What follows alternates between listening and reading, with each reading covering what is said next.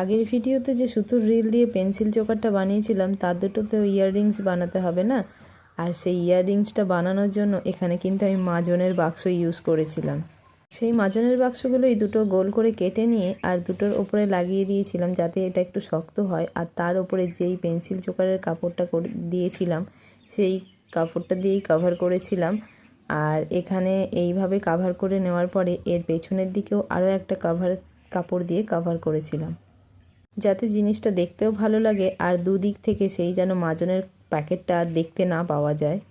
আর যেহেতু আমি পেন্সিল চোকারটার মধ্যে ব্ল্যাক কালারের সুতো দিয়ে আমি ডিজাইন করেছিলাম, তাই জন্য এই ইয়াররিংসগুলোতেও ব্ল্যাক কালারের সুতো দিয়ে আমি ডিজাইনটা করে নিলাম।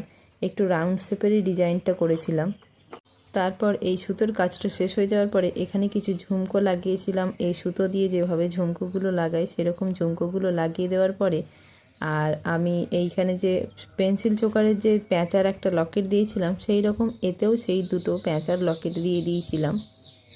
পুরো ওই হারটাতেও যেরকম ডিজাইন রেখেছি সেম ডিজাইন এতেও রেখেছি যাতে হারটার সাথে খুব ভালোভাবে ম্যাচিং হয়ে যায়। আর ঠিক এইরকম দেখতে লাগছিল। ফিনিশিং লুক হারের সাথে ঠিক এরকম লাগছে।